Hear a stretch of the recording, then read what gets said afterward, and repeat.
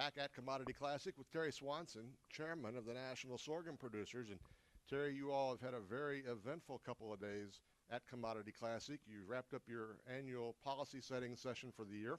Talk about policy priorities for NSP in the months to come. Well, we've had, I think every commodity agrees that crop insurance is the backbone of whatever's going to happen in the Farm Bill. And it's important to all of us. I know I wouldn't be here if it wasn't for that, because we've had a drought in my area, and so it's that safety net is very, very, very important. Conservation issues are important as well. I live in the epicenter of the Dust Bowl. We had 60-mile-an-hour winds while I was gone, and so those conserving things we do with no-till and the Conservation Security Program and EQIP and those kind of things are very, very important. Third of our product goes to renewable fuels, ethanol. So we're deeply engaged in a renewable fuels conversation. And so the other third of our product goes to livestock feed, and the remaining third, or almost what's left, goes to export. A few slivers in seed and commercial and some things like that. But so you can see in the third, and the third where our priorities are. This crop over time, the last 20 years, has tried to push into the Mid-South in a big way and into the southeastern United States in terms of acreage. What needs to happen for this crop to become one or considered broadly as a major U.S. crop? Well, I think that its water conserving properties are going to be what really drives sorghum. And right now there's a huge effort in North Carolina because Murphy Brown's moved their hog operations in there, and they need 500,000 acres of sorghum. That's huge. They're going to have some help finding seed for 50,000 acres of sorghum to start with. And renewable fuel is going to be a big deal because we have sweet sorghum in the southeast, in the south.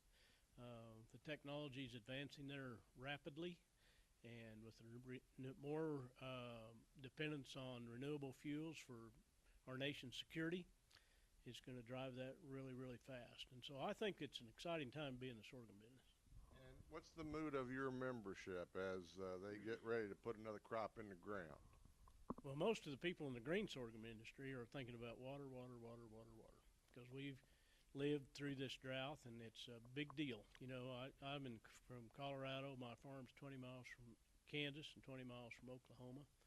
I would say from I-70, which say Denver south to the coastal bend and Rio Grande, we've had a tremendous drought, and so that's foremost on everybody's mind, to get this thing through there. Of course, sorghum fits in that scenario very well. Have a lot of reduced irrigation.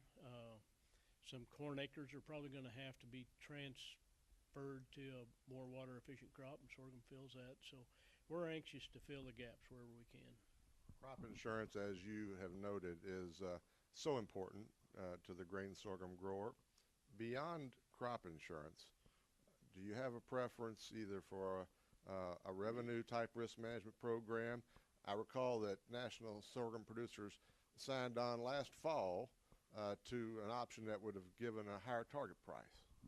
Well, you call it target revenue, target price, whatever you want to call it.